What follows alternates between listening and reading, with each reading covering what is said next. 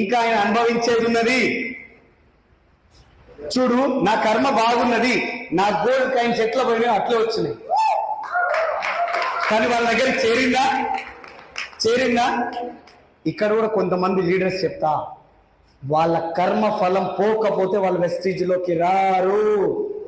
అది పోయిన రోజే వాళ్ళు వస్తారు, అది పోయిన రోజే వాళ్ళు యూసిడ్ అవుతారు. ఇంకొంతమంది కొన్ని కర్మలు ఉంటాయి, ఆ చిన్న చిన్నవి, ఆ ఇళ్ళకి వచ్చినాక అప్పుడు ఇట్లా కింద మీద చేస్తుంటాయి. ఎప్పుడో డక్కర్ అలిగి చక్కగా అయినాక అప్పుడు మళ్ళీ కర్మఫలం పోయినాక చక్కగా అవుతారు. నేనేం చెప్తా అంటే, మనం కూడా కొంతమందికి పోయి ఇంకా ఏదో రాసి రత్నం చేయాలని చూస్తాం, రాయిని పట్టుకొని.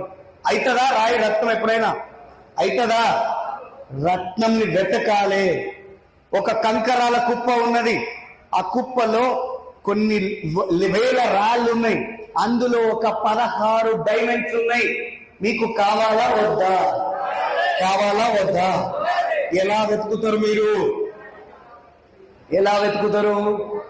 కంకరాయి డైమండ్. అవునా కాదా? 16 వజ్రాలను వెతికే వేటలో ఉన్నారు మీరు, అవునా కాదా? ఒకడు వస్తాడు, ఒకడు పోతాడు, వస్తేంది పోతేంది, ఎసర్నో. కానీ మనకేం సలిజరం వచ్చేస్తుంది. నలుగురు పోయి అవతల పడినారు, వీళ్ళు బిజినెస్ చేస్తలేరు, టీవీ తీస్తలేరు అంటే ఇంకా అయిపోయింది సార్, మొత్తం బిజినెస్ అంతా అయిపోయింది. వాడువా వీడువా వాడు ఒరే, వాడి కర్మ పోలే, ఇంకా వాడి కర్మ పోలే, కడగలే. మళ్ళా పోయి మళ్ళా వస్తాడు. నువ్వు 1,00,000 రూపాయల చెక్కు తీసుకుంటే, నువ్వు 1,00,000 తీసుకుంటే వస్తాడు, అప్పుడు కలెక్టర్ వస్తాడు. ఈ నుంచి ఇక్కడ జడ్చర్ల వెళ్తున్నాం మనం అందరం. మన టార్గెట్ ఏది?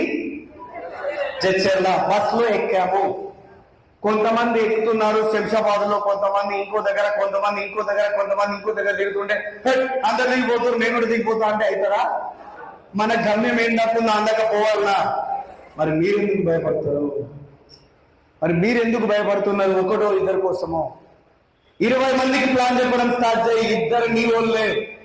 ఒక్కడి గురించి నువ్వు నెగిటివ్ ఆలోచిస్తున్నాడు, పోయేటోని పోని. నీ దగ్గర తెలివి ఉంది, నీ దగ్గర ప్లాన్ చెప్పే కెపాసిటీ నీ దగ్గర ఉంది. ఇంకా ఎక్కువ ప్లాన్ చెప్పడం కాదు, కురిపియడం స్టార్ట్ చేయి. ఎందుకు బిజినెస్ కాదని చూద్దాం. నేను చేసిన అదే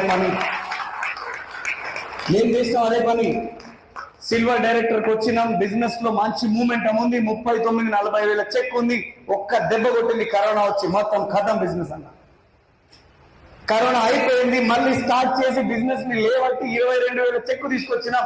సెకండ్ కరోనా మళ్ళా బంద్. సెకండ్ కరోనా ఫినిష్ అయిపోయిన తర్వాత మొత్తం జనాలు వెళ్ళిపోతే అప్పటి నుంచి మళ్ళీ ఇటుక పేర్చుకుంటూ వ్యక్తికి ప్లాన్ చెప్పుకుంటూ స్టార్ట్ చేసుకుంటూ వచ్చినాం. 3 సంవత్సరాలలో శ్రీనివాస్ వడ్డెమాను డియూసిటీలో 10 లక్షల ఇన్కమ్ లో మీ ముందర మాట్లాడుతున్నాం. ఇంకా ఏమున్నది మనకున్న అడ్డం? మనకు అడ్డం ఏమున్నది? ఇంకా ఒక్కటే గుర్తుపెట్టుకోవాలి మిత్రులారా, ఈ జీవితం చాలా గొప్పది. పుస్తకాలు చదివితే రాని అనుభవం జనాలను చదివితే వస్తుంది. Yes or no? ప్రతి ఒక్క వ్యక్తి ఒక పుస్తకం లాంటి చదువు తెలుస్తుంది నీకు ఎట్లుంటాడు, ఏముంటుంది అని. అది చేయడం మనం బంద్ చేసి మనం ఏం చేస్తున్నామంటే భయపడి మనం ప్లాన్ చెప్పడానికి పోతాం. ఎంతమంది ఇక్కడ ప్లాన్ చెప్తారు? ఎంతమంది ప్లాన్ చెప్తారు? అందరు ప్లాన్ చెప్తారా? అందరు చెప్తారా? ఎట్లా చెప్తారు ప్లాను? ఎట్లా చెప్పాలి చెప్దామా?